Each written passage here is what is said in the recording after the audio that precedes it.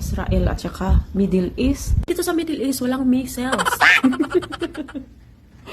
Malaki nga yung sahod nyo dyan sa Israel. Wala naman kayong peace of mind. Iniisip nyo, makakauwi pa kaya ako? Paano na itong sahod ko? Ang laki-laki. Kada tulog nyo, ano yung pumutok?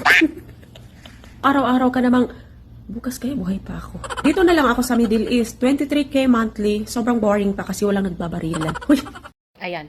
So, ayan ang ating kapwa content creator, guys. So, sobrang nag-viral talaga siya sa mga videos na about comparing sa sahod ng bawat bansa sa kapwa natin Pilipino. So, nandito ako sa Israel, pero hindi naman ako affected sa ano niya kasi content creator nga siya eh. So, alam niyo na guys kung ano ang kung bakit niya ginagawa yung ganun, di ba? So, kanya-kanya tayong diskarte, di ba? Kung paano tayong humatak ng mga followers at saka mga bashers. So, alam niyo ba, sa ginawa ng ating kapwa content creator, nag-viral siya. So, oh, te, share mo naman dyan kung magkano na ang earnings mo. Sabay ganon. Pero may sale, te, wag naman may sale. Yun lang guys, natutuwa lang ako sa'yo. Good job. Kuhang-kuha mo ang inis ng mga kababayan nating mga high blood. Yun lang, natutuwa lang ako. Sana all nag-viral.